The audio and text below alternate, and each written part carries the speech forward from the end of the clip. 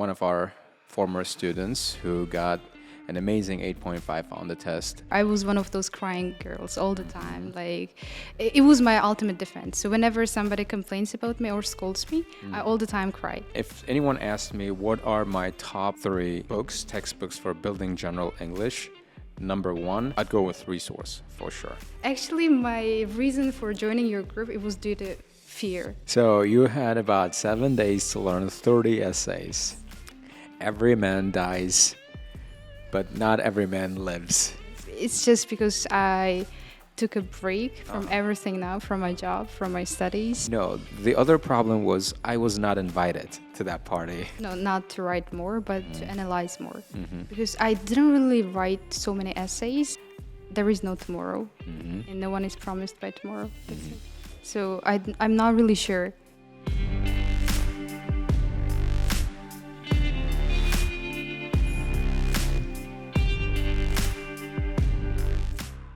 Hey folks, hey everyone. Welcome back to another episode of Astra Muse. I'm your host, Muhammad Ali here.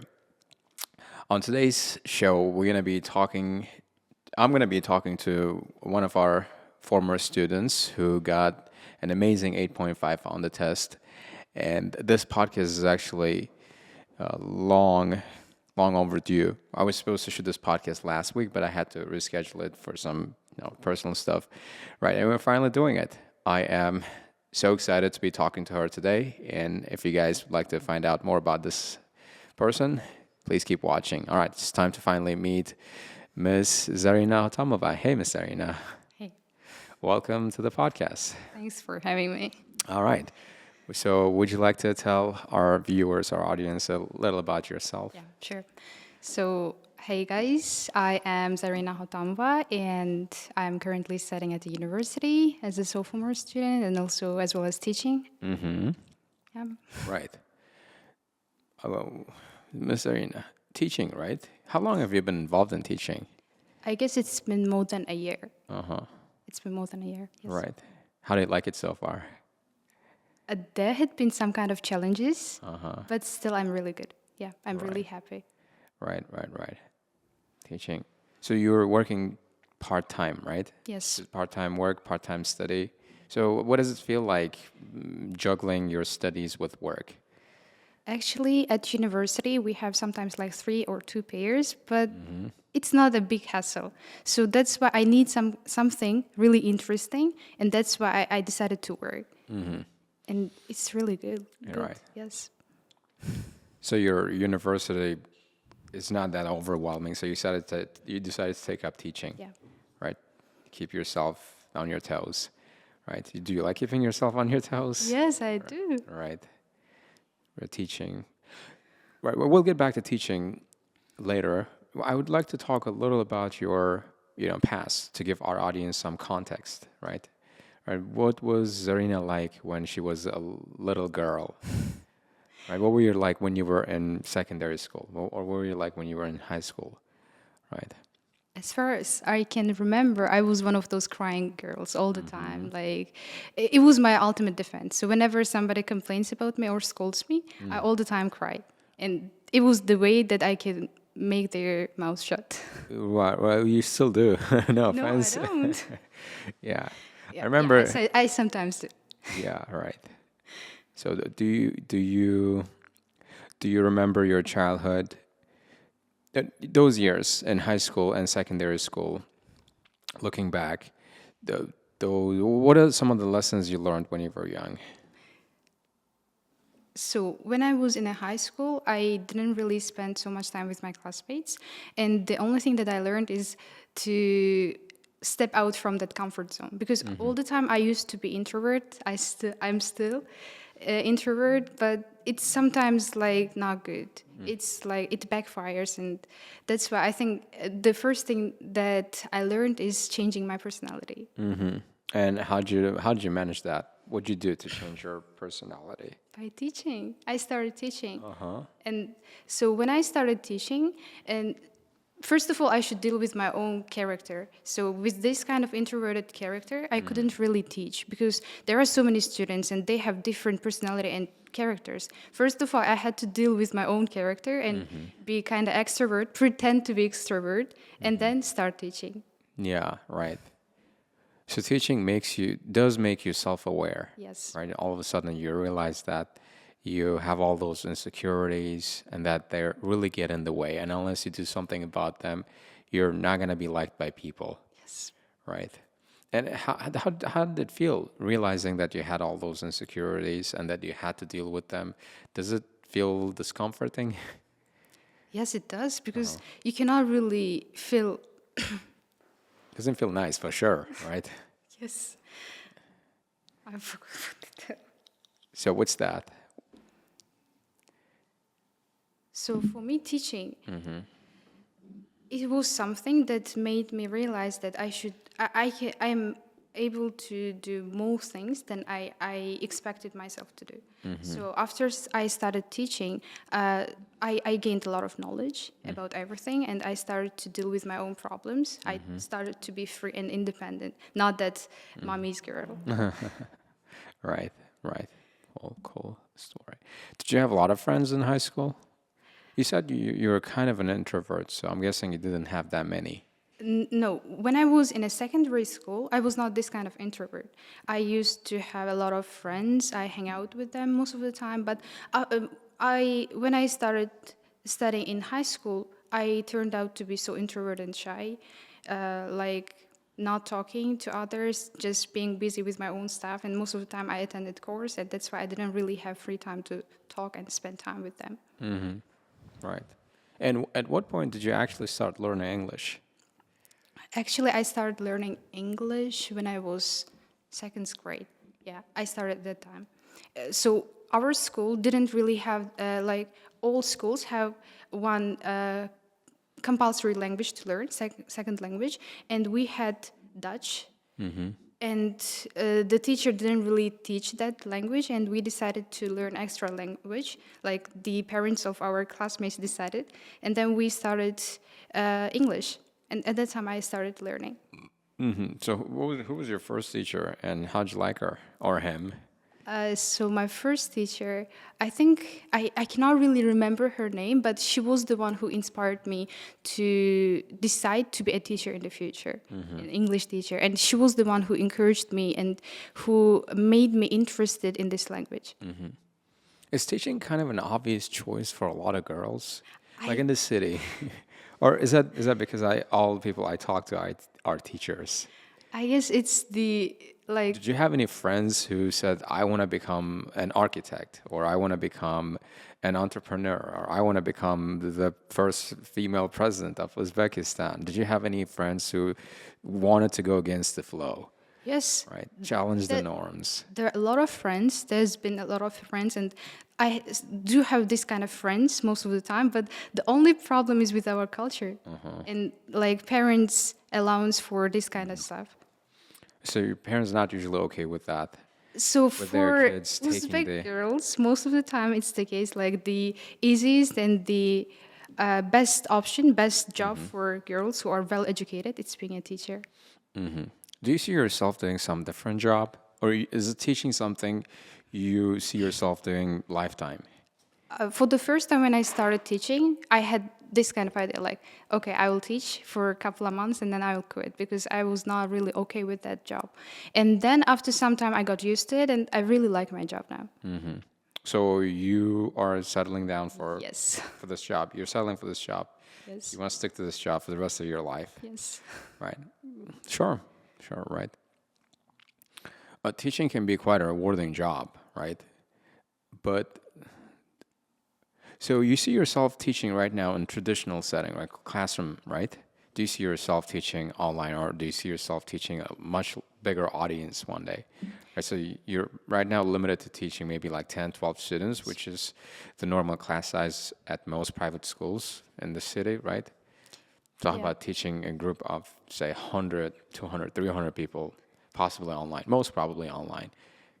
I do teach online, but it's not like strangers. It's just a couple of my relatives who really need English. I teach them because they have families, but I cannot really imagine myself teaching a big audience or giving some kind of lectures because I'm not really good at public speech, giving public speech. Well, you weren't good at talking to people, but you turned out just fine. Like, you worked on those problems, you worked on those character flaws. But it's a really big hassle, and it's sometimes quite a big challenge because So you don't want to take on this challenge because you're afraid. yes, sometimes I am, but still I do not really want to give a speech or lecture to a big audience. Right? Don't you think it seems like an obvious choice now that you got your 8.5? Well, what's the next thing? The next thing Is 9? yes. Okay, well, then what's after that? What comes next? So first of all, I should achieve that 9. And that's something, as far as I think you can do conceivably within a year, with less than a year, possibly. You just need a few more shots. That's it. What you lack is experience, not knowledge. You might want to work on few aspects of, and you can do that. Obviously, ChatGPT, a little bit of mentoring or guidance, right? Okay, after, let's say that I got that 9, and then after I graduate this university, I'm planning to do a master's degree, but not here. So I should first ask my parents for letting me go to another country. But if it works, then I'm going to. What if their response is a big fat no? What are you gonna do then? I will try to persuade them. Right. Well, good luck with that. It's gonna be a hard. It's not gonna be easy. It's not gonna be easy. Convincing parents, changing their parents' minds, right?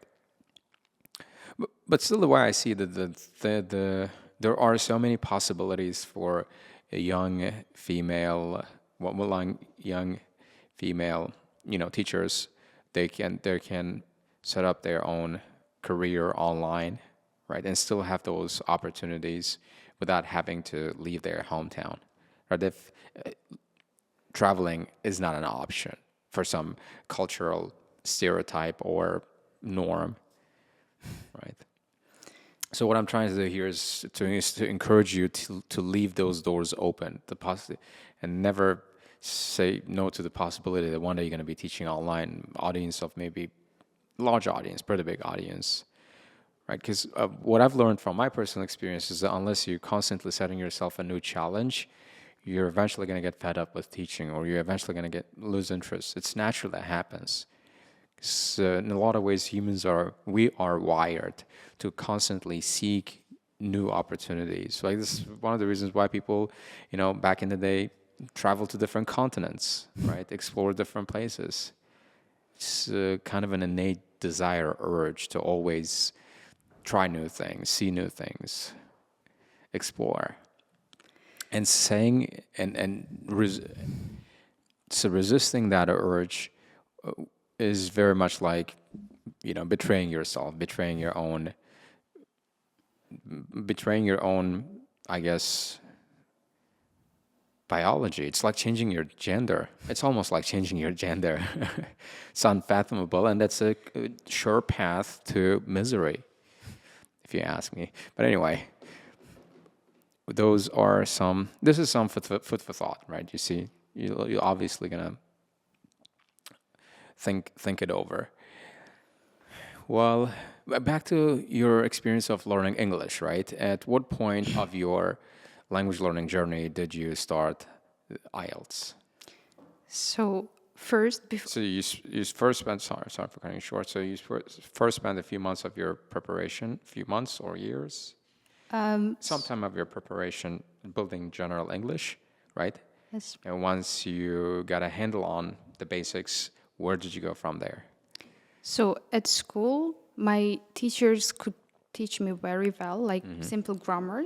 And then I took a few, like 4 months of grammar course. And then I decided to go to Millennium. And then I studied there for a whole year. Yeah. Right. And what level did you start? It was like, we did not really have that kind of level. And it was like resource, like failed resource group. It's actually failed. Yes. Why failed? because my speaking was very good at that time, but when it comes to my translation and my listening, I was not really good. And my level, so let's say like my speaking level is 5.5, but when it comes to my reading and my listening, it's like 2 or 0.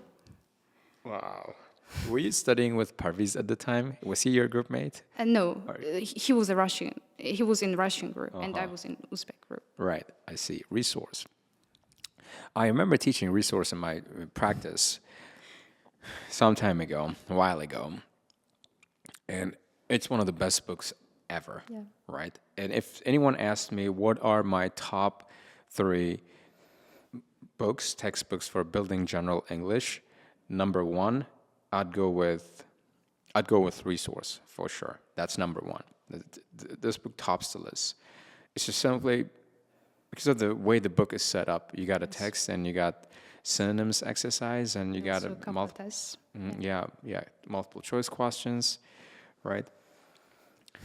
And and then number 2 is ELS. It's not number 1 because with the ELS you have to find the synonyms yourself. With the resource, the synonyms are given there, so it makes it much easier to learn new words, right? And number 3 is probably going to be test bank. It's not at the top of my list though, right? It's really difficult sometimes. Not because it's difficult, because of the way the book is sort of set up. So you got everything like cramped, and you got only one type of Questions. exercise. Yeah, and it's all multiple choice. And the latter part, like paragraph part, most of the time it's really, really hard for students to comprehend it because most of the time it's about economy or some kind of like scientific stuff. Or maybe I'm just saying that because I don't have much experience teaching test bank, right? Because I remember teaching resource book a lot, and I used to enjoy those stories, passages. Like actually, all these textbooks are great, and I'm ranking them based on the range of question types available in the textbook, and the broader the range is, the more flexible you become Yes. in your thinking, right? Because if you're always solving multiple choice questions, then you get really good at solving multiple choice questions. But when you're presented an open-ended question or some type of a question where you have to match two different options, then you're not gonna do as well. Right. So at what point did you join one of me and Alicia's groups? So it was in December, Uh-huh. and actually my reason for joining your group, it was due to fear of derived teacher. Okay. So I was in this bank. So group. we're gonna cut this part and send it to Mr. Giraffe. Okay. So this lady joined me and Alicia's group because he didn't want to go to his group. No, it was just he had to teach us for once a week a writing class. So I was about to finish this bank level, and it's the point where students start to be introduced to writing essays. And till that part, our teacher, my former teacher, assigned us to learn essays every day. And for a couple of days, I learned, and he didn't ask. And I have this kind of habit, like if somebody assigns something, but if he or she is not going to ask that, and then I'm not forced to do that. Yeah. So I feel at ease, and I do not really do that thing. Instead, I would focus on other stuff that he asks, he demands us to do. And I learned a couple of essays, and he didn't ask, so that's why I decided to quit that thing. So I decided to stop learning.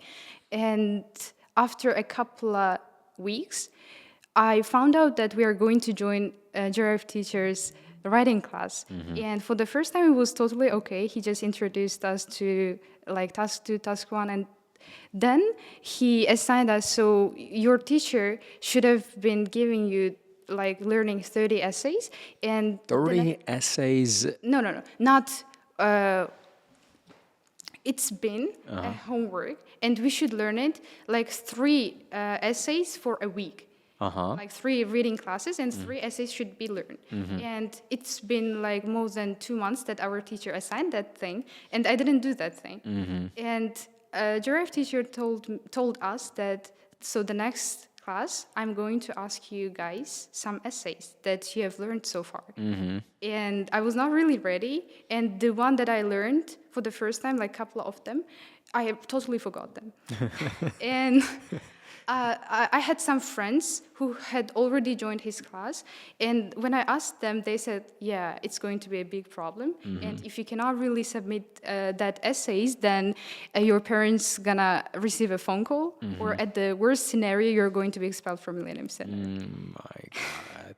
So you had about 7 days to learn 30 essays.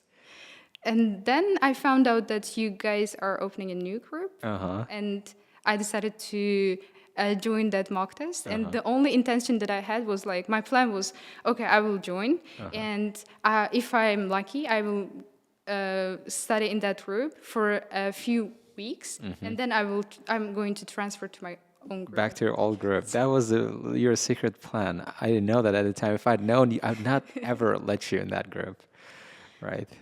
But then, for some reason, you ended up sticking around.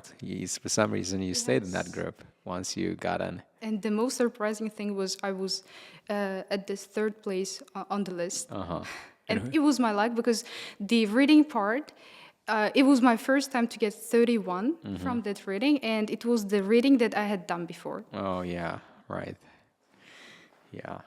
So, guess what happens? That's what happens when your odds are in your favor, right?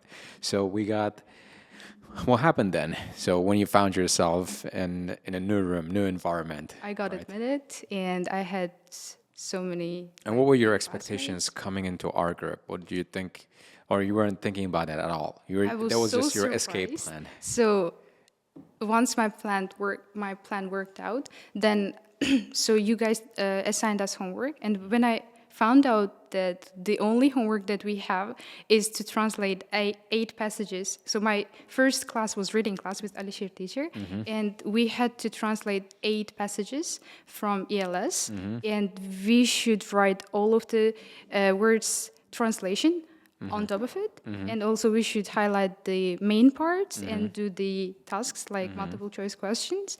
And the next extra thing was to learn half of the essay. Not even the whole essay. Forget about those 30 essays. You can just learn half an essay. Yeah, I was so surprised. And then I was like, is somebody going to get higher score with such homework? Yeah. And then I found out that it was really good. Yeah. And then I decided to stay here. Because our philosophy is somewhat different. Like to us, quality over quantity, right? It's one of those cliche lines, but so true. Never gets old, right? And so in your first attempt, you got 7.5, right? And it wasn't until 2024, this year, that you said the test for the second time. Yes. So, and you got 8.5 in your second attempt. Yes.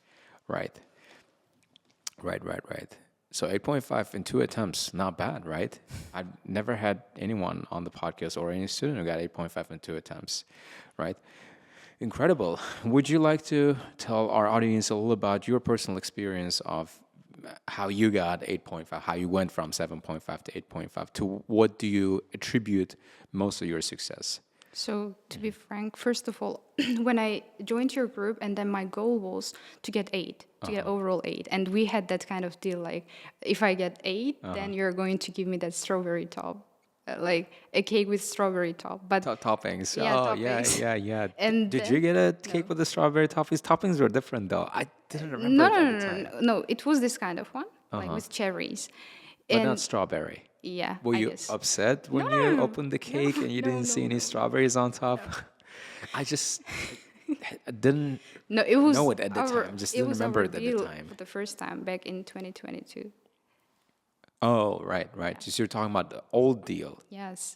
Was I used to promise students I'd get them a cake? You if I get an started 8? making deals at that time. Oh, so with our group. Yeah. It was, yeah. And so my goal was to get 8, but then I decided to take my test on July, 9th of July, and I did it, and I got really, really disappointed because my result was barely 7.5. And So that's your first attempt we're talking about, right?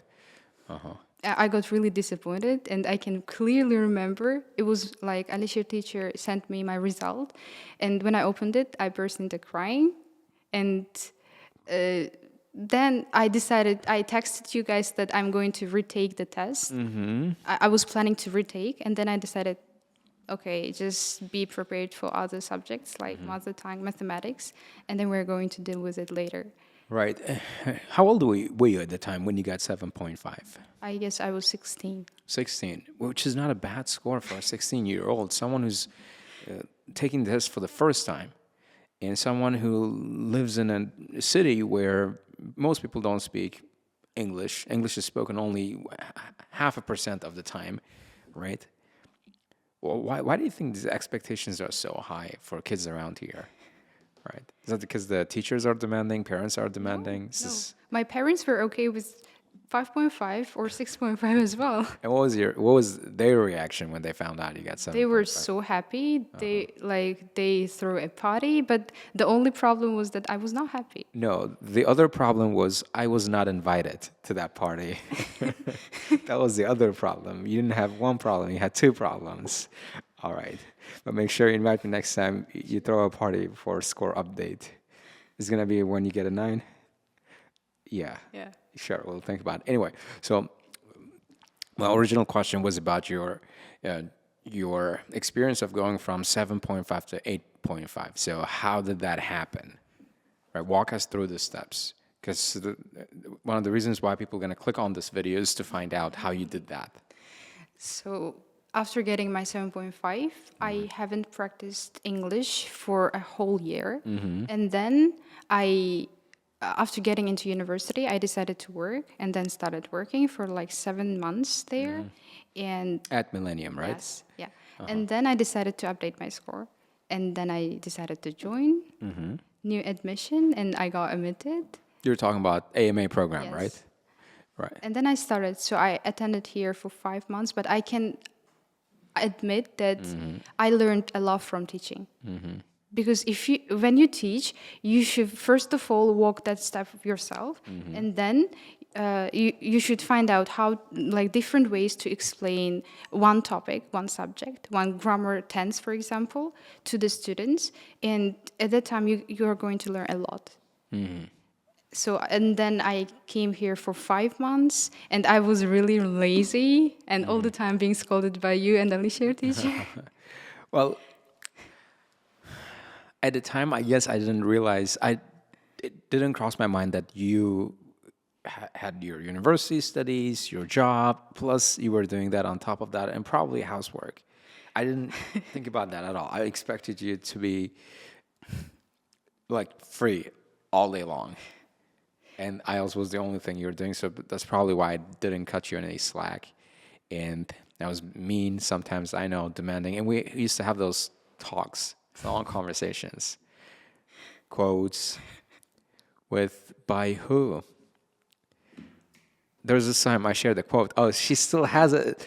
Can you show it? Can point it to the camera? You see, I had her said this quote. No, it's off. Turn it back on. I had her.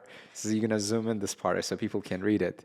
So I had her said this quote on her phone, and the quote goes, "Every man dies, but not every man lives." Yes. So profound. But I still wonder, why did you recommend this quote? Why did you give this quote especially?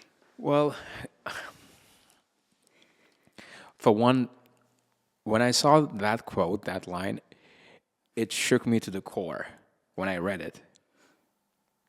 Because it made me stop doing whatever I was doing and whatever I was thinking and have a gigantic moment of reflection about everything in my life. Right? Because what happens usually is when we usually go about life on autopilot mode. Because we're so trapped in our daily habits, because it's safe, right? Having those habits, because when you know what's coming next, things are predictable, so you're less anxious, and we like staying in that zone, right? And oftentimes that makes us completely numb to what's happening around us, numb to reality, right? And forget to make the most of the things around us. So we get kind of hung up on the flow of things. And it's only when you break from that flow and start really questioning things and start doing things that genuinely you want to do, that you just life feels a lot different. And it's actually a privilege being able to reach that state in life where you are doing the things you're genuinely interested in. You're not doing those things because you're chasing fame, money, influence, power, but you're doing those things because those things feel like your calling, right? And and oftentimes are that genuine desire to learn, to explore, to try different things usually gets clouded by the passing fads, like other people's desires, other people's expectations, because we're so drawn into what's happening around us, because we're social creatures. We're wired to look around and see what other people are doing, and they oftentimes just join the fad, the craze, whatever that craze is, whether it's IELTS or content creation on social media or this podcasting or whatever that is. And we start doing it. We think we actually like it, but when in reality, we're just doing it because everyone else is doing it, right? And that's when we forget to live. That's when we neglect our sincere, our genuine desires. And that's the kind of realization I had when I saw that quote. And I share that quote because I was afraid that you were sort of entrapped in that state. And I hoped that that quote would do the same trick on you, would pull you out of that state, just as it did me, right? It was all good intentions when I did that. Probably you didn't like the way I talked that day, or probably I was running my mouth, right? Like I always used to, but I guess it helped, didn't it? Yeah, Or it didn't. no, it did. And Yes. how did you feel when you read that quote? Or were you not actually in the mood to have that conversation? Because sometimes people aren't. Yeah. Sometimes I was people not just, really in the mood to. Sometimes people just sitting like, this guy does not shut his mouth. Were you having that moment too? Yes. You were? Okay. Yeah. Then why did you keep that quote? Why is that quote still on your phone? Like, I don't check your phone anymore, right? You can just take it down No, but now I decided to keep it. as a reminder of that conversation. No. It's just because it was the thing that kind of urged me to work harder. And then I realized that I should live in the moment, not all the time worry about my future or regret about my past. Right, right. Yeah, yeah. It's just incredibly beautiful every passing moment that we usually forget to make the most of it because we're so caught up in our future goals and desires. When in fact you end up getting the best outcome in life when you make the most of every passing moment, and those passing moments add up, then they collectively, cumulatively get you the most optimal result in life, right? That was my thinking. That is, which is still is, right? Anyway, so the part of the program, a big chunk of the program, we spent just sitting and having these deep conversations, right? Yeah. Than actually doing something in the way of IELTS. Or you think we were doing something in the way of IELTS as well, other than learning sample answers and writing essays? I guess we were. We were because during these months, so during this journey, I didn't just learn about IELTS.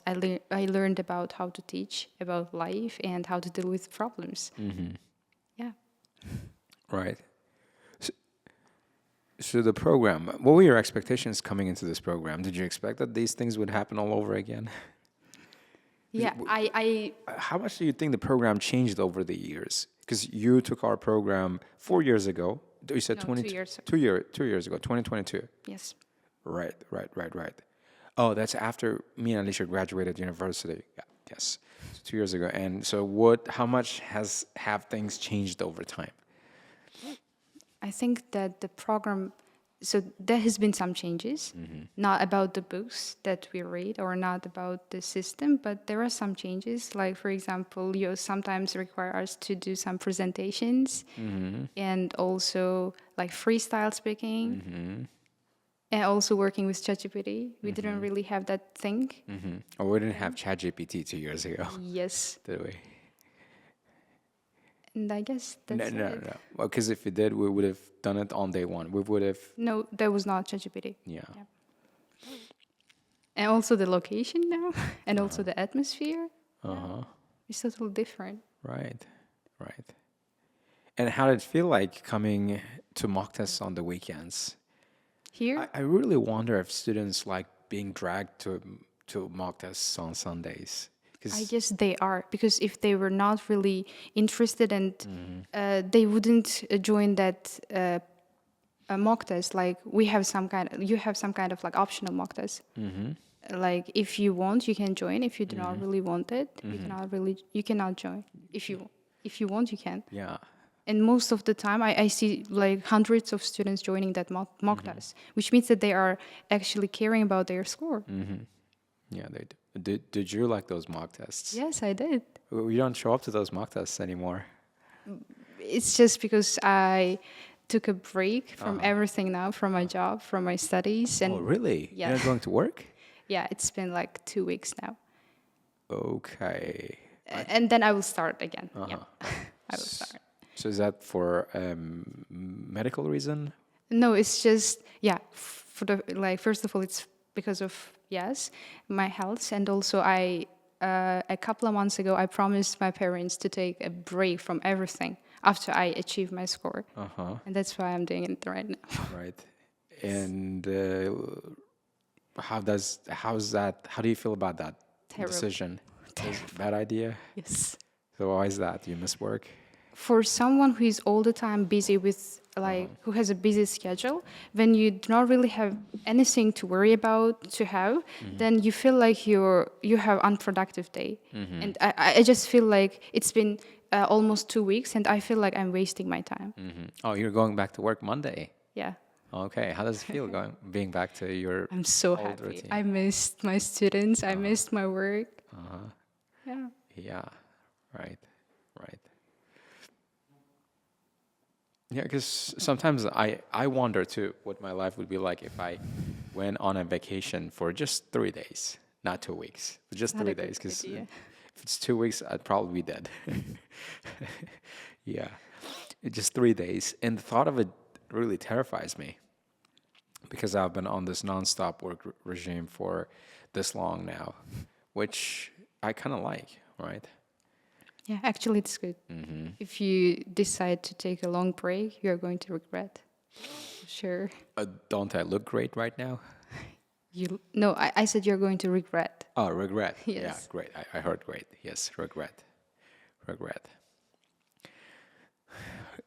Well, getting overall, do you want to give some more like specific tips on how to go from 7.5 to 8.5? Like, let's hand out some tips for reading, listening, speaking, and writing. Right, not in this exact order. So when I came here, I joined the mock test, and my reading and listening score, it was totally okay. So it was already 38, like 8.5 level, and I didn't do anything extra apart from your assignments. All the time, the only thing, because I barely had time to do that one, that thing, and sometimes I couldn't really have enough time to do all of the tasks that I was assigned by you teachers. And so I think for listening and reading, the thing that should be done is just the homework that you assign. When it comes to writing and speaking, it's the student who should work hard. Actually, it's true for full sections, but most of the time for writing and speaking. Like for speaking, sometimes we should push limits and step out from that comfort zone and talk. And after that deep conversation, then I decided to talk all the time in English with my friends, with everyone around me, and it worked. It helped a lot. And And you got 8.5 in your speaking, right? What was your first speaking score? 7. 7. You went from 7 to 8.5, which is a big jump, right? If you think about it. And Still, I feel like luck favored me at that speaking. well, luck is when opportunity meets preparation, Yes. right? Yeah. And then I guess you had both. with preparation, I do not really think that I worked as much hard as I did when I got that 7.5. Because at that time I really had that urge to get 8, but this time I was most of the time tired and didn't really want to study. And but still, after I registered, I started working. I started working on my skills. Right. How about, so speaking and writing, you said that you just gotta go the extra mile. Push yourself to speak, push yourself to write more. No, not to write more, but to analyze more. Because I didn't really write so many essays, and I sometimes didn't really do the task that you have given.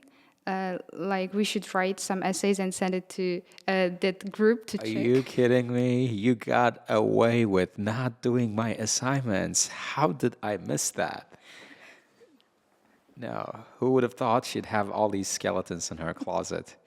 No, all these secrets coming out now. So, So after, like, for the last 2 months, I started to analyze essays, and it worked, and it helped a lot. So I analyzed. It was from one of the books that Alisher teacher sent us, shared with us, and I had a notebook.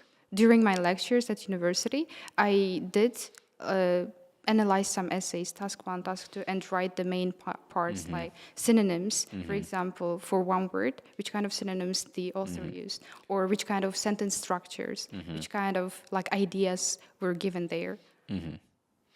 so you break down the essay in terms of vocabulary, grammatical structures, idea progression, like what comes first and what comes next, what comes third, right? And that makes a world of difference, right?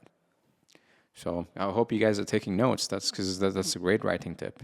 It's a great writing tip.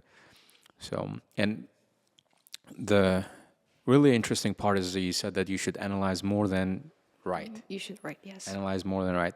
And it's kind of a no-brainer if you ask me, because it's to improve your, which is something I always say that in my class or probably before on the podcast, to improve your input, you have to improve to improve your output, you have to improve your input. Yes. Right. Input. But The higher the quality of your without analyzing, input, the better is your output. without analyzing any kind of essays and writing like so many essays for a day or for a week, I prefer to analyze first and then start to write. Right, right. And sometimes students ask me the question, this little bit of an annoying question of like, do I have to read articles to get better at reading and writing? So how would you go about answering that question? Do you have to do extra reading to improve your reading So- and writing skills? I think it depends on the age of the student. So for me, it was my hobby to read some articles, and I did. But back in 2022, I didn't do it. So this time, before my attempt, I did read a lot of articles, and it was not about like some kind of like reading passages. It was about different topics like religion, sometimes about health, advice. Yeah. And where do you find those articles? They just appear on your social media feed? No, I've like once, I don't know, by chance I got joined one channel. It was like articles, and the owner shares one article for a day. So 365 articles for a year. Right, right. So do you know that channel name off the top of your head so we can? I cannot really remember, but if you write like if you search 365 articles. 365 articles, then I think it's going to appear. On So your list. is it on Telegram? Yes. Okay, so that's a Telegram channel she's talking about. It's 365 articles, something along those lines.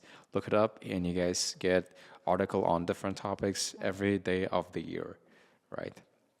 It sounds like a great idea for avid readers out there. I'll check it out for sure, right? Sure.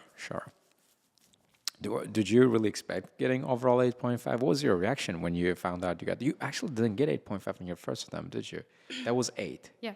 And then you Half a did point short of 8.5. half a point short of 8.5. And you did EOR or OSR? OSR. Oh, which my is listening. one skill retake, Yeah. right? What was your listening score at 8. first attempt? 8. You got 8. Yeah. Right. So I took the test 27th of October, and then at night when I was having a dinner, I received a message. Like it was when I got that 8. So I was not really expecting this kind of sub scores.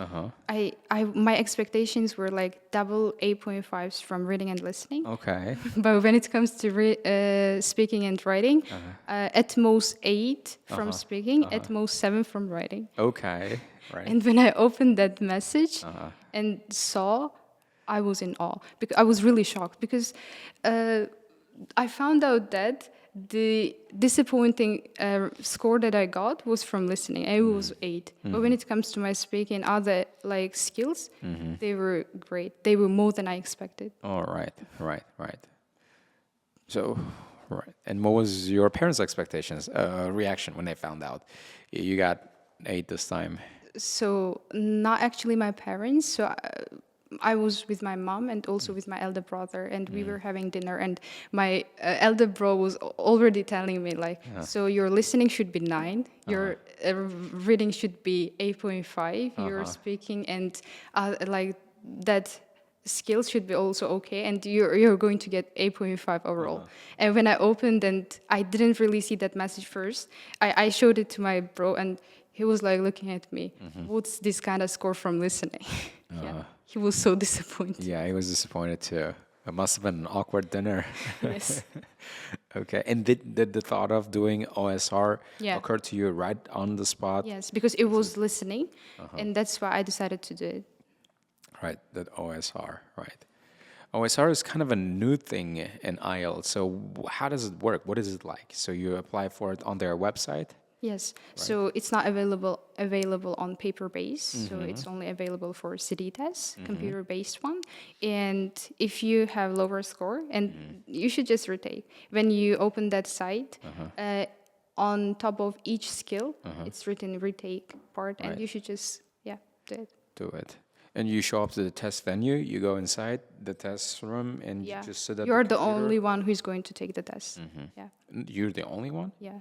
Because sometimes I noticed them put OSR students alongside students who do the regular test. That's not the case? Okay, I didn't know that. So at 10, it was the main test for morning session for who is going for the students who are going to take the full test. That was November 17, right? Yeah. And when your friend Miss Nazima did the test the second time. Yeah. So she went there at 10, and my test was at 9:30. Yeah. After I completed my test, and then they were allowed to enter. Yeah, I see. She came right in. So overall 8.5. Now, what is you said the next target is overall 9, right? Yes. And like I was telling you, it's a lot easier than you think. Now that you have ChatGPT, you have, well, what else you got? All you need is ChatGPT at this point. I think it's the best language partner. You can get your hands on. I feel like most of the time, it's not the problem with my knowledge, but it's the problem with my thinking. I do doubt myself, and I do not really trust in my abilities.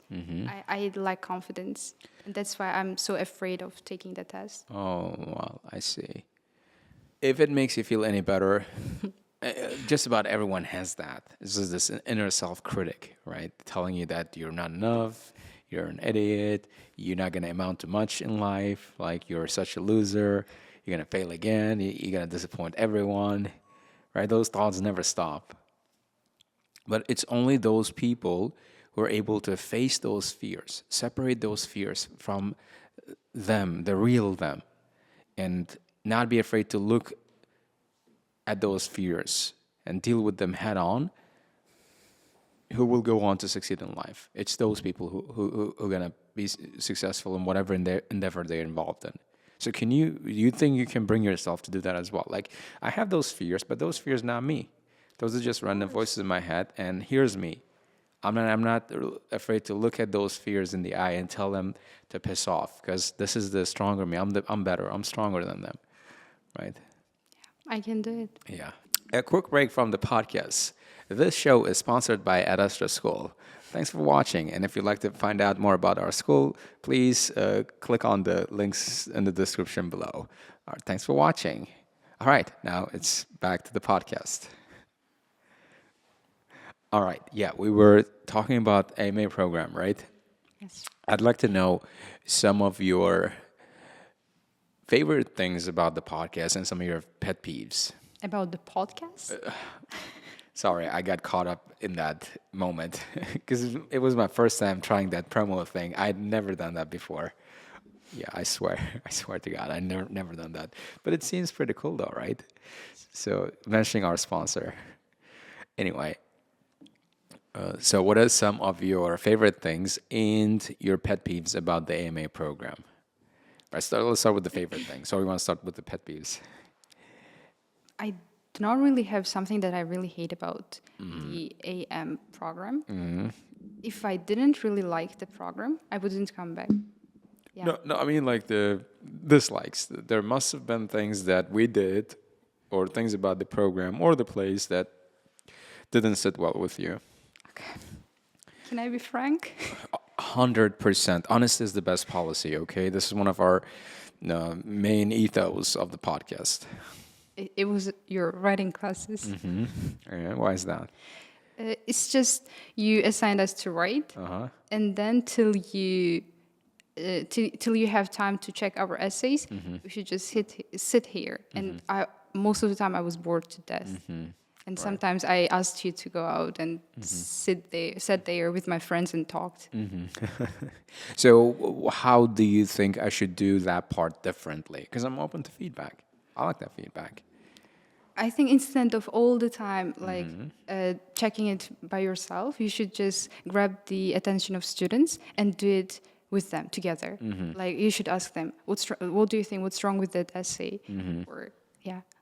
So I should get students engaged in the checking process as Yes. opposed to me always checking it Because by myself. if students are able to spot the mistakes of others, then they are not going to make that mistake themselves. Oh yeah, that is a good point. That is a good point. And it's the thing that Alisher teacher does most of the time. Right. Yeah, I still have a lot to learn from him, and I do admit that, because I have to come clean and own up to the fact that I am not always on the right headspace to come in and give feedback or be chatty or get everyone engaged. So I just go complete mute and do my job. And even if sometimes that means students just sitting in the class and not doing much, which is not ideal, I know. Yeah, and I really appreciate the fact that you brought this up, and we are going to fix this bug. We're not going to have this problem in our new update, AMA program update. Bugs fixed, fewer setbacks and delays, right? And any other things you didn't like about the program? How about the fact that the class would start? Yeah. Actually, just about every student it was I the had on thing the that I podcast. really preferred.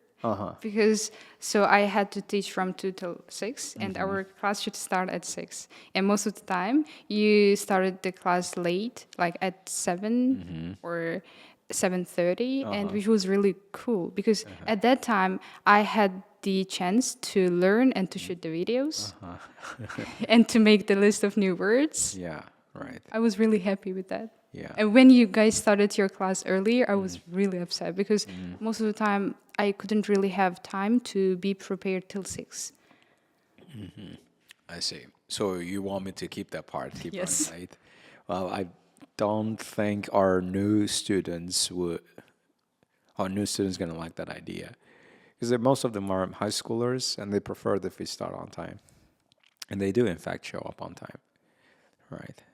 And the fact of the matter is, I've lately been starting my class on time because I have a long window break between my classes now, because I'm not teaching that often anymore, right? I stopped teaching PI groups, only teach them once a week, right? And just have a couple of interviews during the day. aside from that, I'm only teaching on either early in the day, sometimes 10 o'clock, or late in the day, sometimes 6:30, right? So, right. How about your favorite things about the program? Well, I what would you say is the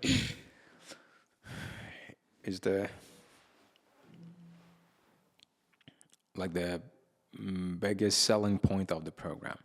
I really like the atmosphere. Like when you guys started your class late, not only I was able to do my homework, but also sometimes I had the chance to talk with my friends, like to talk with other group, like with other students in my group, because I'm so introverted. And when I first came here, I felt like an idiot because all of them were smart. And then after some time, we had a chance to talk and to have conversations about our experience, about our knowledge. Yeah. And I really like that. Right. So, what would you ladies talk about if that's not all ladies stuff or your studies? A little bit of everything, Yes. I'm guessing. Right. Okay.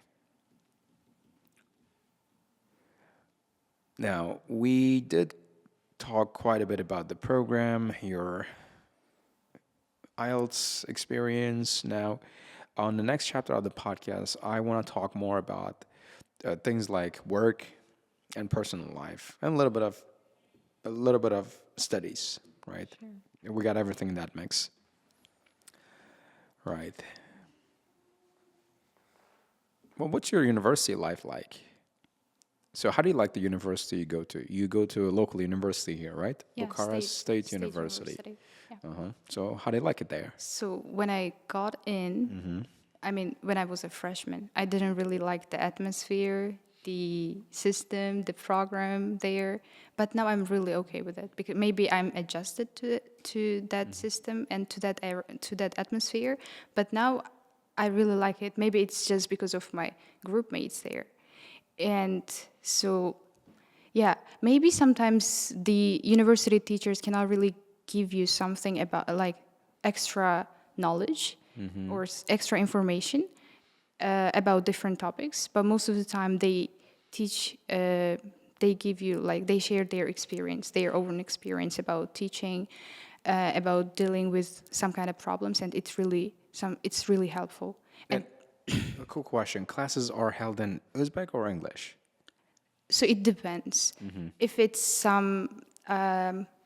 like some subjects, let's say like psychology, philosophy, they are in Uzbek because the teachers do not really know English. But when it comes to other subjects, like we have writing and reading classes, speaking classes, all the time they talk in English. Which is great. Yeah. Wow, sounds cool. Would you prefer it if all your classes were in English? Yeah, I would. Sure. Because it's really great. Sometimes when we have seminar classes with like psychology teacher, I search for words in Uzbek, and it's really inconvenient. It's really awkward. Right. It would be great if they understand English.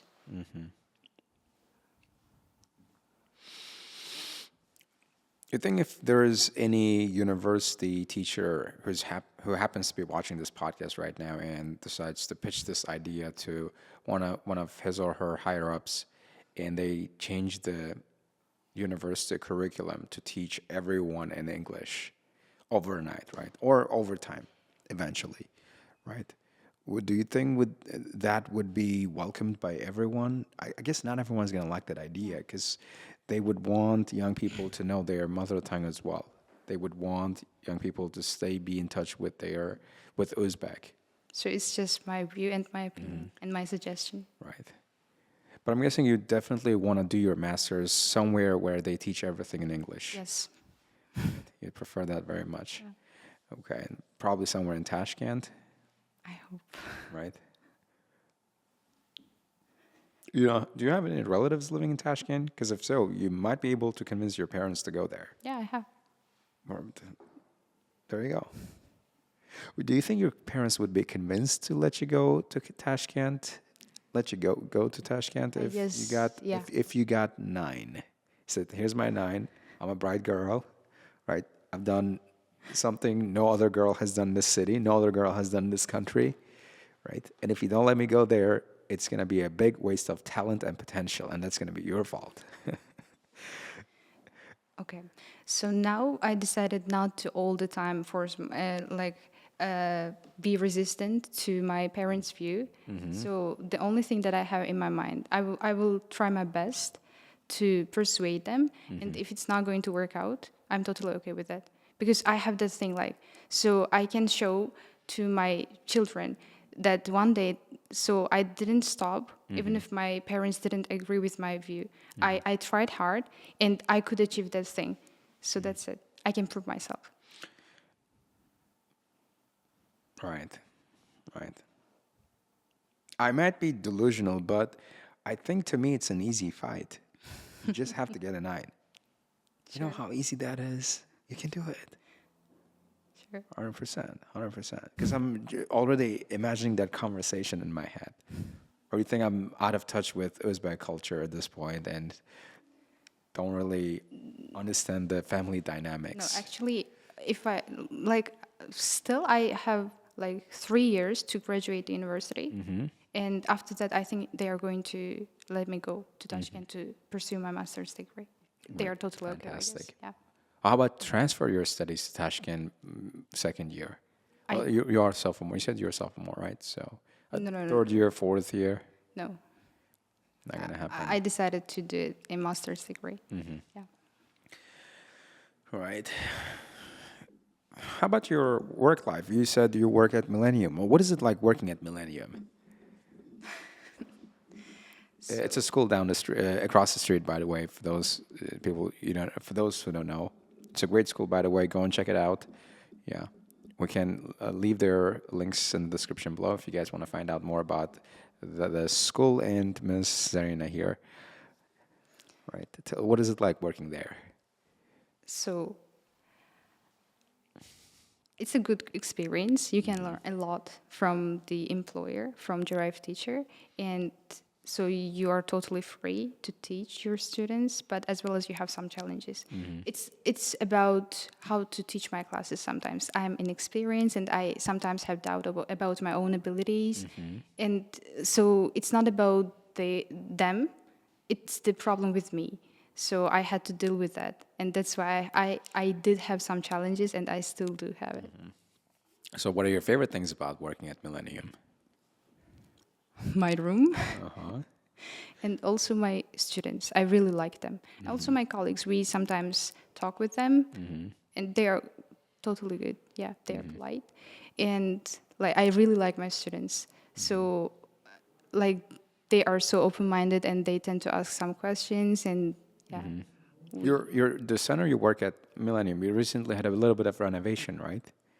Yes, Renovation. Yeah. How does the place look after renovation? Because it looks like a hotel now. Yeah. Oh, it Yeah. does. The vibe is so different, and yeah, it's so modern now.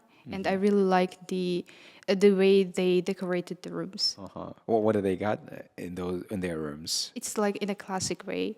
So the walls are in beige color, and I really like that. Yeah. So what do you guys have some writings on the walls? Because Yeah. there used to be writings on Yeah. the walls. Do There they are some still have quotes. No, but those writings, or they're new writings? there are new ones. What does the one in your room say? Oh, I cannot really remember. You don't- right. Yeah, I cannot really remember that one. I mean, no competition though, but they have better renovation than we do here, right? Yes. Right. This building's coming of age. We need to give this place a proper renovation. The walls, there are cracks on the walls, the paint coming off. We get some stains, right? Place. I really wonder what students were doing during the time of renovation. What did you guys teach? In the same There. the Yeah. same building? Yes. So, for example, they started renovating first of all the third floor, and my room was on the third floor, and I had to teach my class on the second or first floor or on the basement. I see. Yeah, we had to exchange rooms. We had to share rooms with other teachers. Yeah. Right. So I really wonder how they worked out the logistics here. Because if you were to do a renovation, at this school, it'd be next to impossible because nearly all rooms are booked. So I really wonder what I'm gonna do with all those students and teachers. Where are they gonna get placed? We do have another campus now, but that campus is nearly full too. Right. There are some shortcomings like the noise, but yeah, I think it's possible to deal with it. Like you had to reschedule your classes earlier, and the masters come and work there after 6 or something. Yeah. Right. And how long did the renovation last? How long did it go So on? they started, I guess, in June, and but still they are renovating. There's still renovation work going Only on the reception part left, and they are doing that one now. right now. Yeah, Okay, then invite me when all renovation is done. I'll come and visit you guys. sure. Yeah, I haven't gone there in a long time. Last time I went there, it was probably when I said the test. It was in April. April, yeah, when I went to the city IELTS. Yeah, earlier this year in April. Right, right. I got some hot questions coming up, and you have to be completely honest here, right? You said you're an honest girl. You don't lie, right? Especially when you're on record here. Well, who is your most favorite colleague? They're not gonna watch this podcast anyway, so Okay. you, So, as I told you, I'm so introverted person, and I do not really like to talk with others most of the time, even if it's my colleagues, even if it's my students sometimes. And it's obvious, it's crystal clear that, of course, it's my best friend, Nazima. oh yeah. So you don't hang out with other teachers working there? It's only small circle, you, your friend, No. maybe just a couple of other teachers. So we do talk with them. For example, if I have some kind of problems, I all the time feel at ease to ask for advice. But it doesn't have to do anything with them. The problem is with me. So I do not really like to talk, and that's why I just prefer to keep it like short, to cut it short. I just greet them and talk if it's something necessary, and that's it. Like most of the time, I am in my room teaching my class till late, and sometimes students also like think like I'm a student there. Yes. Right. Would you like to wear a badge to work? Would you like to wear a badge with your name on it and says IELTS instructor? Would you no. like that idea? Because they do that in Tashkent. Just about every school you go to or learning center, teachers walk around with a badge on. They got their photo, they got their full name, they got their title, right? I think there is no need. And there's no need, right? When I was in Tashkent, they forced one on me too. They're like, you have to wear a badge. You have to. They got me too, in fact. Did you like it? Well, I was strongly opposed to this. I don't like wearing a badge because it makes me feel like an animal. I'll tell you why. Because you need a badge to identify you, right? And identification is necessary when you are an insignificant person. When you're someone insignificant, That's why I really or didn't like you're no different than all other people, and you need that badge, right? So, and I'm like, my thinking at the time was I had like probably 30 students, right? There are 30 students, and there's just one me, right? I understand if students are wearing a badge because there's many of them, and teacher needs to be able to identify them, their names. But even then, you got to be able to know that your student's name from memory, right? So I kept telling them that I lost my badge or I was gonna do it the next time, but I'd never put on a badge. I don't like that idea. That's one of the reasons why we don't have any teachers wearing a badge here, because we're not animals, right?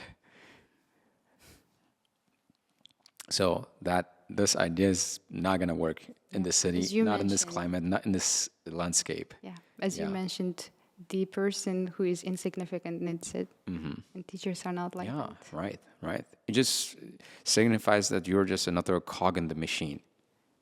You just come to your job, get paid, and leave. That's it. Your existence doesn't matter. You're just another employee. That's what it says when you wear a badge. It gives the place a little bit of a professional look. I get that.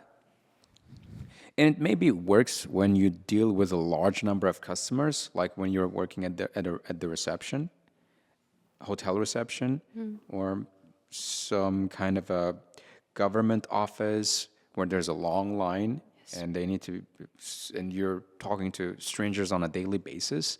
But when you're dealing with the students with whom You are going to teach every day. every day and who know you very well, who've seen your face on the internet or have heard about you, I don't really think there's a need for one, right?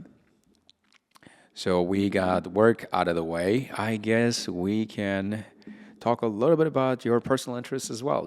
What do you do when you're not working, studying, or going to university? What are your personal hobbies? So I try to sleep more and listening to music and doing cooking sometimes for my family members and also doing some household chores. What do you listen to? Who do you listen to? What do you got on your playlist? If I now open that phone and look at your playlist, who am I going to find? There are so many singers. So you mostly listen to pop?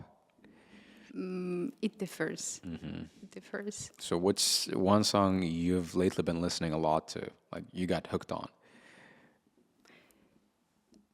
I do not really have the habit of listening to one song again and again.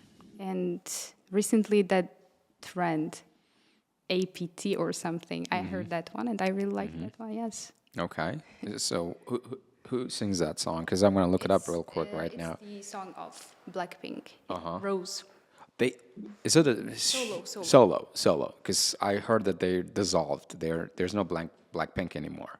Yeah. Or they're still making music. I'm not really sure. I'm not really interested in them. It's just that. So it's APT, right? Yeah. APT, Rose, and Bruno Mars. It's actually a duet. Right. All right, let's check it out. Usually, if it's a familiar song, I sing it. I'm not gonna lie, I used to listen to Blackpink not long ago.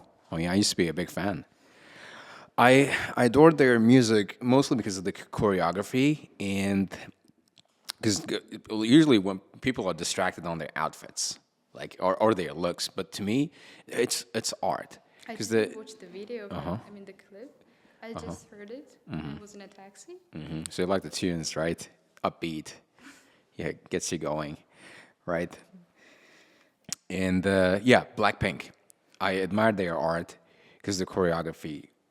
If only people understood how many hours of repetition goes into getting that right, they'd be mind blown. Because I once watched a documentary about Blackpink on Netflix, and it's still there, I guess.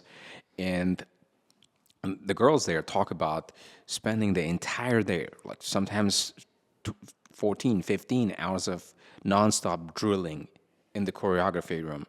Their moves, their dance, their singing and everything with 15 other girls. Like there's 5 of them, right? 4 or 5? Blackpink, right? And they usually do it with the 20 with 15 other girls, 20 in total, and they were picked out of that pool of 20 girls.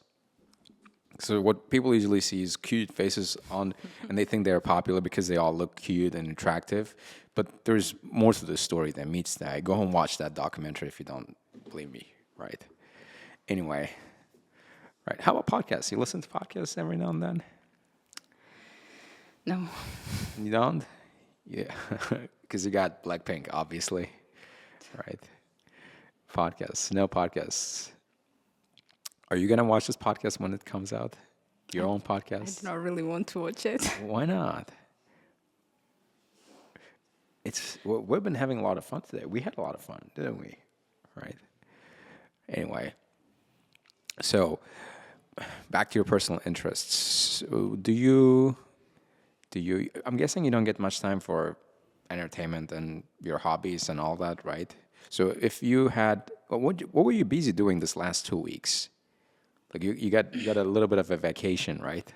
Yeah, most of the time I spent quality time with my family members. Had a chat with my mom sometimes, and also cooking something for them, and cleaning, And so I got a lot of absence marks from university. I had to deal with that paperwork sometimes. Yeah, also, yeah, some kind of independent works we have from university. I was busy with them. Right. So I saw you walking with your notebooks, so I'm guessing you're coming straight from university, Yes. right? Explains why you're running a little late today. Right. What would be your dream vacation if you could go anywhere on a vacation for fun? And what would you do on that vacation? Do you actually have one? Have you actually ever thought about it? Yes, I did. Oh, you have? And it's not some kind of vacation for fun. It's religious one. Yeah. Oh, so where do you want to go? Of course, Umrah. Yeah, with my parents, I want to visit that place. Okay. And when do you think you're going to do that? When do you think this is going to happen? I think till the next year. Oh, really? I hope. Yeah. Yeah, I hope. Next year, 2025. I mean, no. Let's say the Year after that. year. Yeah. 2026. Right. Because 2026. it's about to end. This one, 2024. So what are some places you're planning to visit when you go on this pilgrimage? Actually, I didn't really search for the places, and I do not really know it. But after some time, I'm going to plan it. But now I do not really have some kind of places in my mind. I'm guessing you don't do much traveling. Yeah. Yeah. Because you did say you're one of those quiet girls who just likes to sit in their room and listen to Blackpink. I told you that I only listened to it once. What's wrong with it? They are one of my favorite girl bands too. Like people should give them some credit for their art. It's how incredible they are. I'm not into Blackpink. It's Anyway. my first time listening to her music, actually. Yeah. Anyway, so we're about to wrap up this podcast. So before we do that, there are a few more questions I'd like to get to. Right, I want to really ask you things about philosophy. This is the kind of a tradition we have on this podcast, where we talk a little philosophy before we end this shoot. What is your personal philosophy at the moment? So what is the thing that drives you, your thinking? So, Do you actually have one? Have you ever thought about it? yeah, I did think about it. And so, as I told you, I learned to live in the moment. Like, not worry about the future, not regret about the past, and also being simple and leading, life of great simplicity. That's it. Like, simple life, ordinary life, happy one. That's it. Right. And what's something you would tell your younger self if you could travel back in time and talk to your 15-year-old self, the shy girl? So first of all, please do care about your health. Do not all the time be stressed out because of your studies. Do not worry, you are going to achieve that thing that you have in your mind. And please do not do some kind of awkward things. Like, what awkward things you did when you were a teenager? Mocking some teachers. Okay, I mean, every teenager does that, okay. I don't think it's something you should be ashamed of. It's a part of growing up. When we were a teenager, we do lots of crazy things, right? I used to mock some of my teachers too, all right? This is, I mean, kids like having fun, right? You would tell yourself to be more modest and adequate, right? Yes. These are things we realize when we grow older, when we get a little older, right? This podcast is hopefully going to be watched by you in a week's time from now. Hey, Mr. Abdul Malik, are you going to have this podcast ready within a week? Yeah, he will. Yes, thank you, sir. You guys heard him, right? So he's going to have this podcast ready within a week. And that's what he said when he when we made the podcast with Mr. Akmal, who got 9, and it ended up taking us 2 weeks to release that podcast, right? Hopefully this time this guy will keep his promise. But anyway, back to Miss Zarina. So when this podcast comes out, right, what is something you would want the future you to know? What is something you would want to tell your future self? Is this camera rolling right now or not? It is. All right, so you can look at this camera and say hi to your future self. And if you have any message you want to send, you want to deliver, now's the time. So I do not really think that I have this kind of thinking and philosophy. There is no tomorrow, and no one is promised by tomorrow. That's it. So I'm not really sure whether I'm going to watch this podcast or no. And if my future myself is listening to that podcast, I would say, I don't know. I do not really know.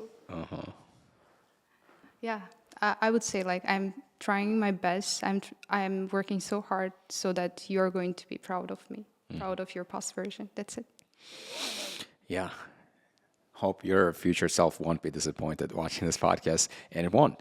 It was amazing talking to you today, Miss Zarina. I can't thank you enough for coming on the show today and sharing with us everything you shared, everything you did, your past, your personal experience, all the insights you gained over the years, and giving me the opportunity to talk to you, which is a great privilege and a chance to catch up, right?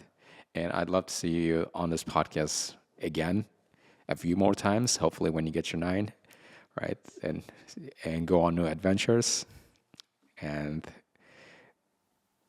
sit down for another catch up. Yeah. I'm looking forward to that again, right? To having that again, to doing that again. So do you have any final comments, remarks you want to make before we I guess end the no. podcast? Thanks for inviting me. Yeah, it was fun. It's fun. All right, guys. Hope you enjoyed today's episode. If you liked our content, as usual, don't forget to like it, subscribe to our channel, and leave your comments in the comment section below. I'll see you in the next one. Peace.